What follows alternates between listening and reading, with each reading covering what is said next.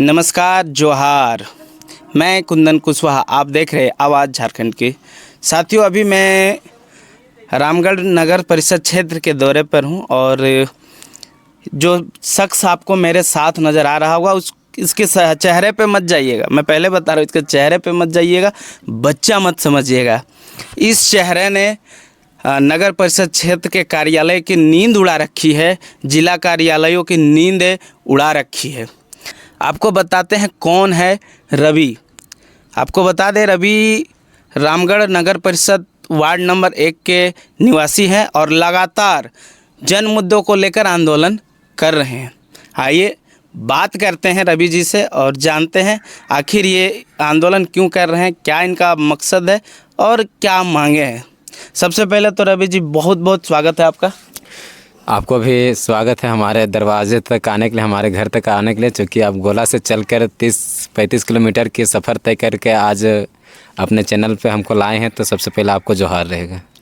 रवि जी, सबसे पहले चूँकि नगर परिषद क्षेत्र में चुनाव का माहौल है, तो तमाम कुछ प्रतिनिधि, कुछ अधिकारी थे जो मन ही मन तैयारी कर रहे थे और आप भी कहीं ना कहीं हो सकता है आपके मन में होगा कि चुनाव सामने, चुनाव लड़ूं, लेकिन चुनाव आयोग ने खेला किया और नगर परिषद चुनाव में ओबीसी ना रखकर महिला आदिवासी के लिए आरक्षित कर दिया। क्या कुछ कहना चाहेंगे इस पर चुनाव आयोग को?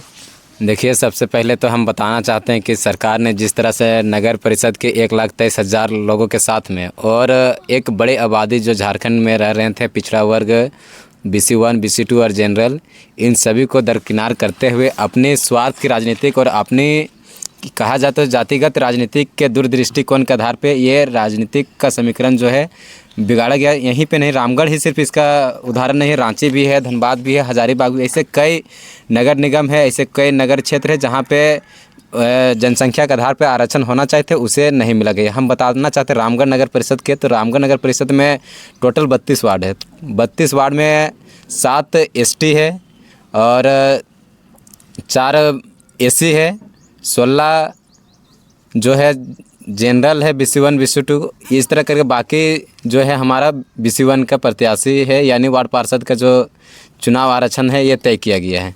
लेकिन आपकी राजनीतिक दृष्टिकोण या आपके सवाल जो पूछ रहे हैं, यहाँ पे एक और सवाल था कि हमारा ये राजनीतिक उद्देश्य कभी रहा नहीं कि हम चुनाव में आएँ या फिर किसी से फाइट करें या फिर हमें ये कुर्सी चाहिए या फिर इस तरह से हमारा इस पर रवि जी हम आगे बात करेंगे। हाँ। ठीक है, आगे बात करेंगे, हम एक एक करके सारे मुद्दों पे बात करेंगे। नहीं, ये बात बिल्कुल सही है, लेकिन पिछड़ा वर्ग के साथ में ये धोखा किया गया है नगर परिषद के साथ में, और साथ ही यहाँ की जनता को छल किया गया है ये समीकरण आरक्षण लागू करके। रवि जी, आपका जो इतिहास है वो आजसू पार्टी के साथ रहा है और आजसू पार्टी से जो विधायक हैं, मांडू के विधायक हैं, तिवारी महतो के साथ भी रहा है।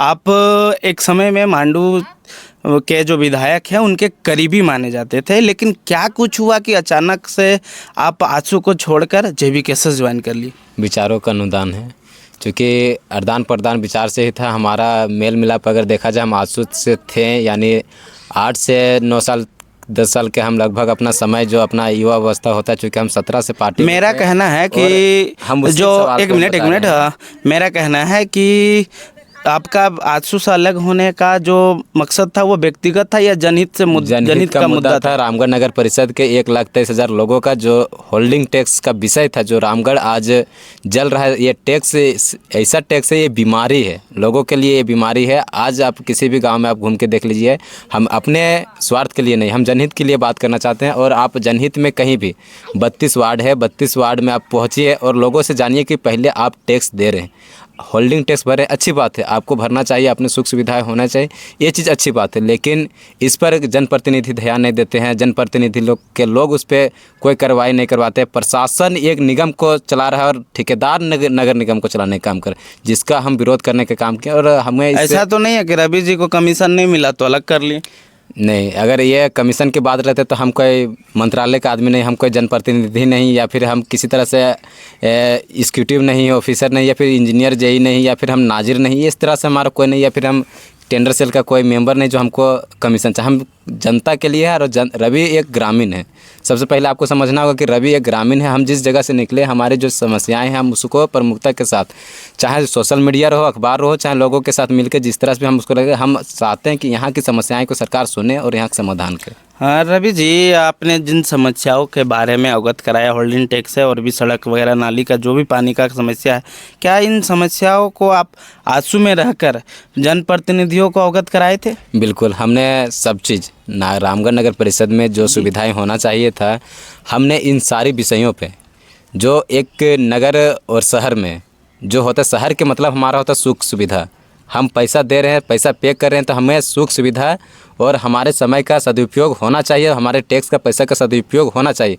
हम टैक्स इसलिए पे कर रहे हैं। आज 32 वार्ड है, 32 वार्ड में आप जाइएगा, हमको लगता है कि 90% के लोगों के पास पानी नहीं पहुंच रहा है, लोगों के पास रोड नहीं पहुंच रहा है, लोगों के पास नाली नहीं है, खेल मैदान नहीं है। ऐसे कई योजनाएं हैं जो गड़बड़ी हुआ है, उसका कोई जांच आज तक नहीं किया गया। ठेकेदार सिर्फ पैसा लूट के चल गया। यहाँ से नगर निगम का एक एक जनता का टैक्स का पैसा जो है ठेकेदार लेके चला। बताइए कि मजदूर जो 400 कमाने के लिए 8 घंटा मेहनत करता है, तब जाकर वो महीना पुराता है और 15,000 12,000 लेकर आता है। वैसे में निगम आता है, 10,000 का नोटिस थमा देता है और होल्डिंग टैक्स का रसीद देकर बोलता है कि जमा कीजिए, अन्यथा 1 सप्ताह के बाद आपको प्रत्येक सप्ताह में 1% की वृद्धि दर पे।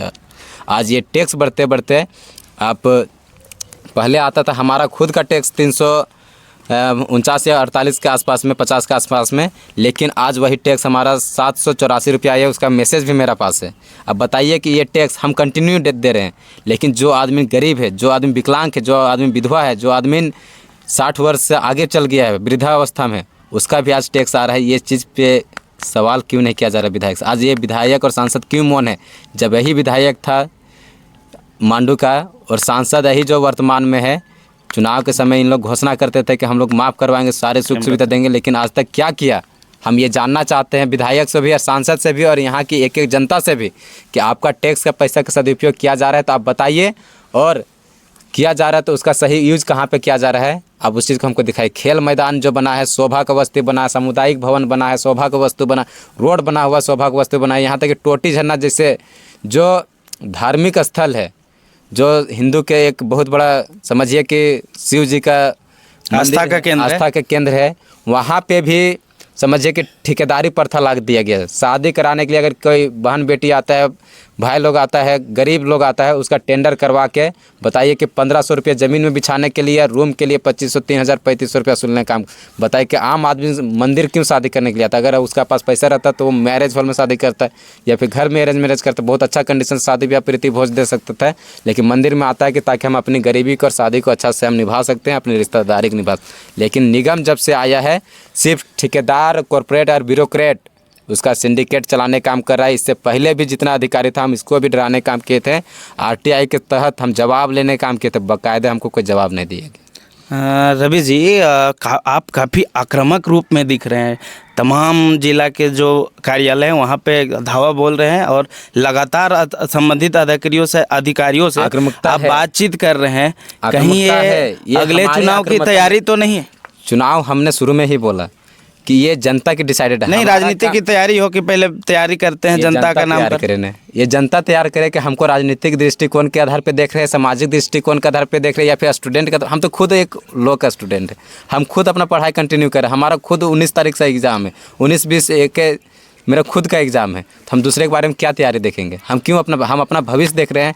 हमारा भविष्य ही, हमारा सपना एक ही है कि रामगढ़ नगर परिषद के 1,23,000 लोगों के ताकत में पीएम आवास के सारी योजनाएं होना चाहिए, नल जल योजना के सुचारू रूप से चलना चाहिए, खेल मैदान होना चाहिए युवाओं के लिए, उनके भविष्य के लिए कोई बात करने वाला प्रतिनिधि होना चाहिए। हम इसको समर्थन करते हैं।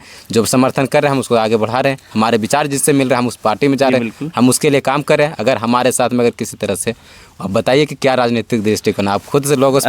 रवि जी, एक मामला आया था, ठीक है, एक मामला आया था जहां आप सोशल मीडिया पे भी है, न्यूज़ चैनल पे भी मैंने देखा कि आप एक नाजिर पर आरोप लगा कर रहे हैं कि उन्होंने फ़ोन करके आपको धमकी दी थी। क्या कुछ मामला था? हाँ, ये नाजिर चमन सिंह है और चमन सिंह नगर परिषद का टेंडर सेल में भी है और नाजिर भी है। जितना भी ठेकेदार से लेन देन होता है उसका सारा 3% का जो खेला होता है नाजिर का, वो सारा वही करता है। और बताना हम ये चाह रहे थे कि एक हम पोस्ट किए हुए थे सोशल मीडिया पे कि कागज़ों पे जो जनता की योजनाएं हैं वो फाइलों में दब जा रहे हैं, कागज़ों पे सिमट कर रह जा रहा है, वो चीज़ धरातल पे नहीं उतर है। हम उसको लेके एक पोस्ट किए थे, लंबा टिप्पणी था, उसको हमने उसका व्हाट्सएप ग्रुप पे सेंड किए थे, और उसी का व्हाट्सएप ग्रुप पे नहीं सेंड किया था। हम नगर परिषद के जितना कार्यालय का स्टाफ था, हमने स्टाफ सारा कोई के शेयर किया था, लेकिन बाकायदा वो फ़ोन किए हमको अपने नंबर से सुबह सुबह के समय में पर्सनल नंबर पे। और सोचिए कि सबसे पहले आप इस लोकतंत्र की व्यवस्था को समझिए,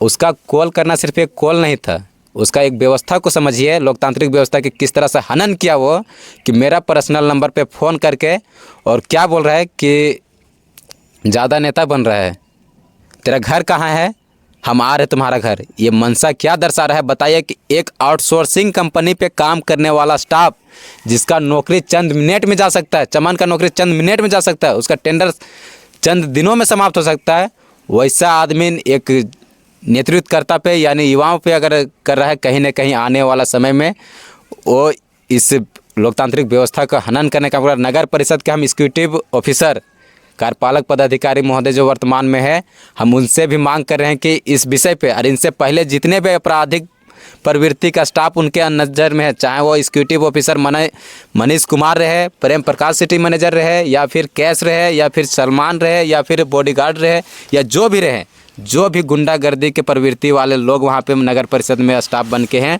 उसके ऊपर कार्रवाई कीजिए। अन्यथा ये ग्रामीण अपने हक अधिकार के लिए जब उग्र आंदोलन करेंगे तो इसका जवाबदेही कार्यपालक पदाधिकारी महोदय का भी होगा। इस चीज़ को हमको किसी से डर नहीं, सबसे पहले बात को समझिए कि हमको उससे नहीं, ये तो आउटसोर्सिंग कंपनी वाला था जो धमकी देने वाला। इससे पहले जो सरकारी ऑफिसर था एग्जीक्यूटिव मनीष कुमार, वो तो कुछ कर नहीं सका धमकी दे के, सरकारी काम में क्या बाधा डाल रहे हैं। प्रेम प्रकाश आरोप लगाता है कि निजी स्वार्थ के लिए, क्या निजी स्वार्थ है मेरा? प्रेम प्रकाश से हम पूछना भी चाहते हैं कि आपका साथ हम कभी चाय पिए हैं, कभी आपका साथ हम पानी पिए हैं, कहीं हम टेबल टॉक किए हैं? जब नहीं किए तो आप मेरे ऊपर आरोप लगा तो इसको सिद्ध कीजिए।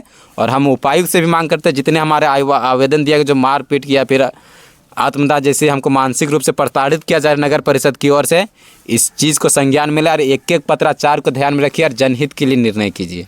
रवि जी, अभी मैं नगर परिषद क्षेत्र का दौरा कर रहा था और इस बीच में वार्ड नंबर 1 और 2 दोनों में गया, तो मैंने एक अम्बाटाड़ एक जगह है जहां मैंने देखा कि वहां ना सड़कें थी ना नालियाँ थी, और लाइट जो ग्रामीण थे वो अपने से व्यवस्था करके और लकड़ी के खूंटा लगाकर और तार लगाकर और किसी तरह लाइट अपने घर तक ले गए थे, उजाला कर रहे थे। तो क्या स्थिति है ये नगर परिषद? देखिए, ये चीज़ जब आप गए तो आप ही खुद बताइए चैनल से, हम ये चीज़ पे कुछ नहीं कर सकते, क्योंकि हम कहने को बहुत कुछ कर सकते हैं।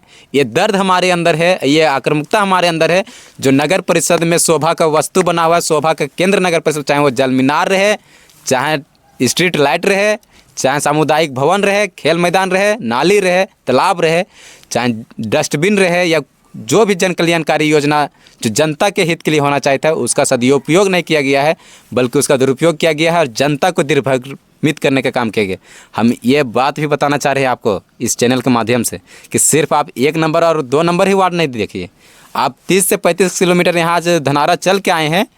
रवि से सिर्फ सवाल करने, तो रवि से सवाल बाद में कीजिए आप मेरा, पहले आप जाके 1,23,000 लोगों के सवाल कीजिए कि उसका घर में पानी, टंकी में पानी जा रहा है या नहीं जा रहा, उसका घर तक चलने के लिए रोड है या नहीं है, वो अगर दिन के प्रतिदिन में पानी का उपयोग करे तो उसका बहने के लिए नाली है या नहीं है, वाटर हार्वेस्टिंग सिस्टम है या नहीं है, इस पर कीजिए। चूँकि पानी एक जल समस्या ऐसा बड़ा चीज़ है कि मत पूछिए। जहाँ हमारा किसान जो खेती करने के लिए डीप बोरिंग का परमिशन लेने जाता है, उसको कार्यालय से उसको भगा दिया जाता है, पेपर नहीं है, डीप बोरिंग बंद है, ऐसे है वैसे है। लेकिन जो व्यक्ति 5 डिसमिल ज़मीन लिया है, वैसे व्यक्ति रामगढ़ नगर परिषद में घर बनाकर डीप बोरिंग करवा कर इसका अवैध जांच पहले करवाया जाए और जल जैसी समस्या को इसको दूर किया जाए। सबसे पहले रोड नाली से ज़्यादा ज़रूरत है जल को बनाया जाए और जल को बचाया जाए, जल को कैसे हार्वेस्टिंग किया जाए, इस पे फोकस कीजिए और शिक्षा पे फोकस कीजिए। रवि जी, मैं यहाँ पे यहाँ के जन मुद्दों को ही देखने आया था, ठीक है। मैं 35 किलोमीटर चल के आपसे इंटरव्यू करने नहीं, यहाँ के जन मुद्दों को दिखाने आया था। लेकिन यहाँ के ग्रामीणों ने मुझे बताया कि यहाँ कोई एक रवि नाम का लड़का है जो लगातार मुखर होकर जन समस्याओं को रख रहा है। तो मुझे आपकी जानकारी मिली, फिर मैं आप तक पहुँचा कि क्या कुछ मामला ये लोगों को उम्मीद है, मैं कोई रवि नहीं है, हम एक उम्मीद है जो लोगों की आंखों में दिख रहा है कि शायद यही कुछ कर सकता है जो हमारा बदलाव या हमारा भविष्य या हमारा जो आप देखेंगे अम्बाटान को जिस जगह पे आप बात कर रहे थे, बताइए कि यार हम चाहते हैं कि एक स्टेट में रह रहे हैं, एक देश में रह रहे हैं, एक साथ रह रहे हैं, आप वहाँ पे गए होंगे तो एक रास्ता का बॉर्डर मिला होगा जी। यदि वो बॉर्डर अगर आप देखे होंगे तो आप क्या उसको महसूस करते हैं और उस बॉर्डर का क्या महत्व है। बताइए कि एक व्यक्ति जो मोटरसाइकिल या साइकिल से गड्ढा जाएगा, था, बीच में गड्ढा था और वो लोग गड्ढा उस पार से जाने के लिए पैदल जा रहे हैं। आखिर ये निगम का गलती है या फिर उस जमीन मालिक का गलती है या फिर वहाँ के ग्रामीण की गलती है या किसका गलती है? हम तो ये चीज़ जानना चाह रहे हैं कि हमारा गाड़ी वहाँ तक क्यों नहीं जा रहा है। हमको जो भी स्थानीय जो अधिकारी हैं उनको इसके मामले में संज्ञान में लेकर जो भी बातें हैं उसको दूर करके और रोड को दुरुस्त करना था। ये करना था, ये निगम का जिम्मेदार भी है। ये नहीं कि सिर्फ वार्ड पार्षद बन गया या फिर मेयर या डिप्टी मेयर है या यहीं तक उसका सीमित है। सबसे पहले निगम को समझना है तो निगम एक फेडरल बॉडी है सरकार का, उसका अपना स्टाफ है, जिम्मेदार है, सुपरवाइजर, ये सब कहाँ सोया है वो? बताइए आप कहाँ? अगर निगम देखने आए हैं तो पहले सवाल करके आइए कि हमारा लोग कहाँ पे, हमारा स्टाफ के। हमने हर आरटीआई जहाँ पे भी हम फाइल किए हैं, हमने सबसे पहले सूची मंगवाए हैं कि जो हमारा स्टाफ है वो क्या है।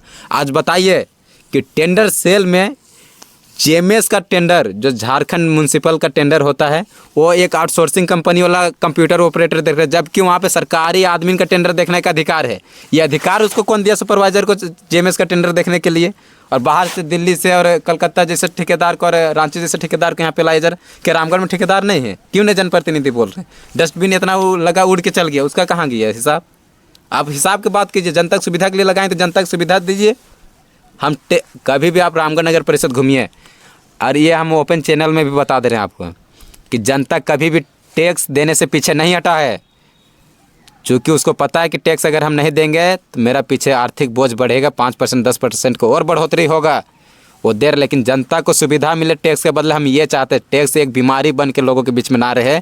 ये हम मांग करते हैं नगर निगम से, सरकार, केंद्र सरकार और राज्य सरकार और निगम के जो मंत्रालय है उससे भी मांग करते हैं। हाँ रवि जी, एक आखिरी सवाल के साथ इंटरव्यू को यहीं समाप्त करेंगे।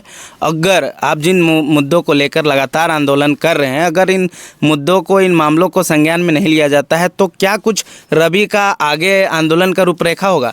देखिए, आप 23 जनवरी को आप देखें कि हम लगातार फील्ड में भी हैं और फील्ड के वीडियो भी दिखा रहे अपने सोशल मीडिया रवि कुमार महतो के नाम से, उस पर भी। और हम 23 तारीख के प्रोग्राम रखे हैं 3 मांगों के लेके। सबसे पहला मांग है हमारा कि होल्डिंग टैक्स का विरोध।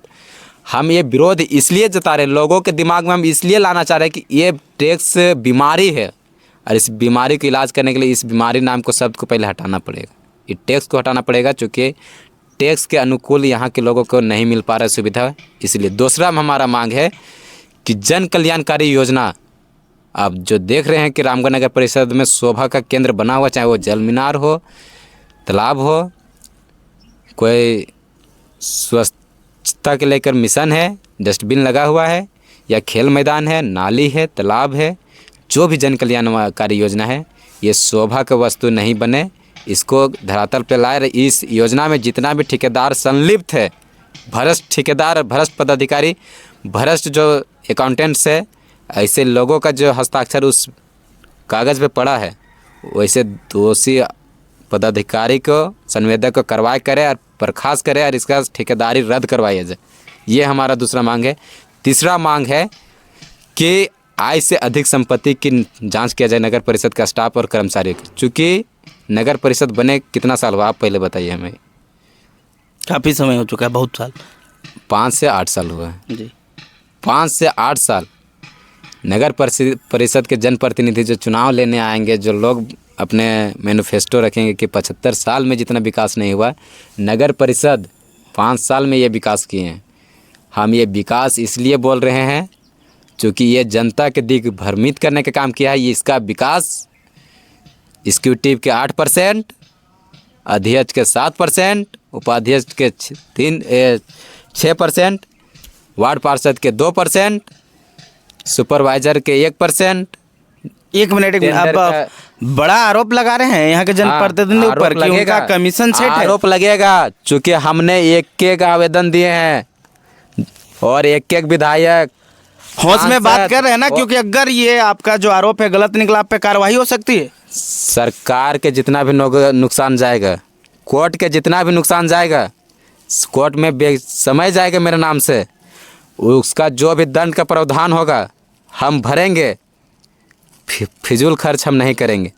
लेकिन इस चैनल के माध्यम से हम ये भी बताना चाह रहे हैं कि अगर ये साबित सही हो गया 15 करोड़ 4 लाख के, और ये जन कल्याणकारी योजना अधूरा रह गया है और छूटा हुआ है, और ये काम क्यों बंद हुआ है, इस चीज़ अगर सही साबित हो गया तो आप एक बार नगर परिषद के एग्जीक्यूटिव, इससे पूर्व में जो निवर्तमान अध्यक्ष, उपाध्यक्ष, वार्ड पार्षद भी है, आप उन सब से भी इंटरव्यू ले लीजिए कि 22 नंबर के रोड बन रहा है 21 में, और 4 नंबर के तालाब बन रहा है 8 नंबर में।